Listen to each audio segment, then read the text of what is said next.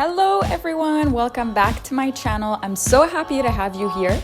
In this video, we're gonna talk about how to be productive after school, after work, whatever it is. Now remember, everything that you do and that you learn in terms of habits and skills, especially when you're in your early 20s, will form a routine that will go all the way into your adulthood. So whatever habits you form in college, you're gonna take that with you to your working life, to your professional life, and all the way into your 30s, unless you really try really hard to change your habits.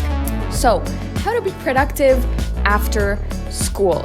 After class, what I recommend is don't come home and start studying right away.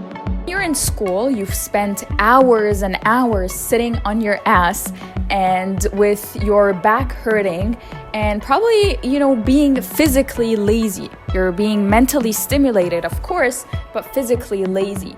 Now, my philosophy and something that I believe in and definitely helped me to be a lot more productive and get me much, much better grades is when I started appropriating a holistic approach, meaning that I started to take care of not just my mind, but also my body and my soul. Nerves need to be fired up. Your nerves are what, for those of you who don't know, they're little elements in your body that basically help you focus. And so you need to ignite them and tell them to get to work so they can help you focus. And how do you do that? You have to move your body. So after class, either go to the gym, go for a walk, go stretching, take a dancing lesson, go cycling, go swimming, do anything that you love. It doesn't necessarily have to be physical in terms of a workout. It can be something softer like yoga, but also it can be anything else that you love doing, because we all know that studying and work can get extremely boring sometimes if you're not doing something that you love. And so what's important is to reignite your love of life. And when you do that, you become happy. When you're happy, you feel a lot more productive and you feel a stronger desire to work better and do something better, and to basically accomplish your tasks. And so I recommend to either work out or do something that you love. The second tip that I have for you to be productive after school is to always take walking breaks every 40 minutes. There are scientific studies that actually say that you must move your body and get up every 20 to 40 minutes. So if you've been focusing and you have to focus for 2 hours straight, that's fine. That's no problem. But just make sure once the 2 hours passed, usually when I think of it, I don't really think of it as time. I think of it as task. Okay, so I accomplished this mini task.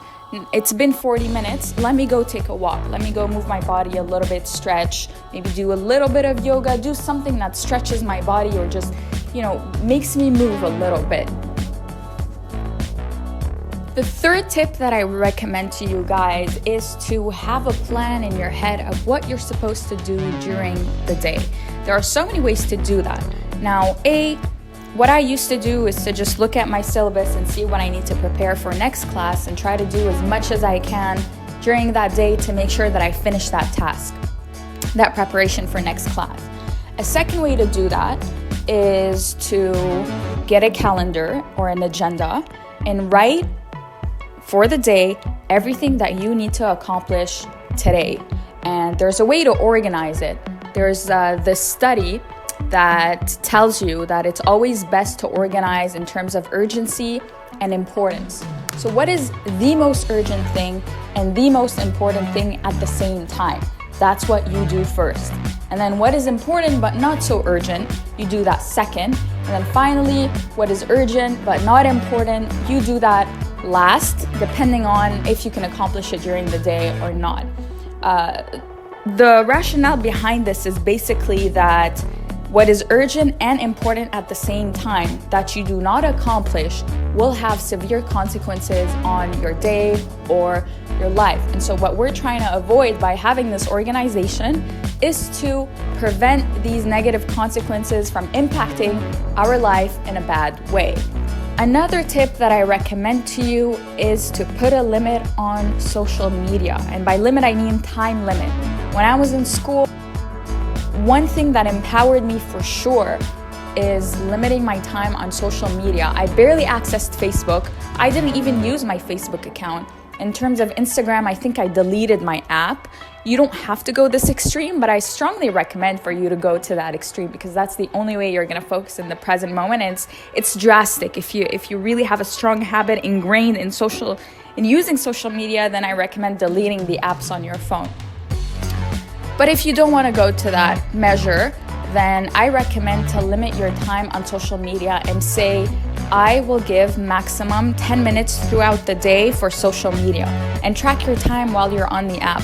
Now, obviously, you're gonna have some slips here and there, but try to remember and build this habit in your head that says, okay, how much time now have I spent? How much time have I spent now? Oh, if it's been 5 minutes, it's been 7 minutes. Okay, we're done. Let's get out and have self-discipline. Self-discipline is so important.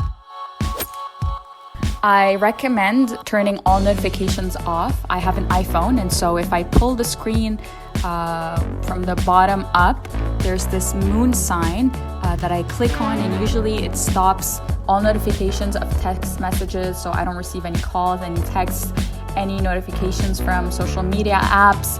On the computer nowadays, you also get notified of emails and comments on Facebook and so on. And so I stop all notifications so they won't stop my train of thought during studying. And that's something that I highly recommend to you guys. You really need to laser focus if you want to accomplish the most possible. Now, another mental mantra that you should have in order to be productive, and that's actually the most important. It's that whatever happens during the day, say you didn't fully accomplish a task, remember that every day is a new day, guys. And life is all about adaptation and adjustments and modifications. It's okay. It's okay if you didn't do everything you were supposed to do during the day. There's always tomorrow. Thankfully, be grateful that there will be tomorrow. Every day is a new day to do better, guys. Every single day. Keep that in mind. I remember I was studying for this really important law school exam, and it was administrative law.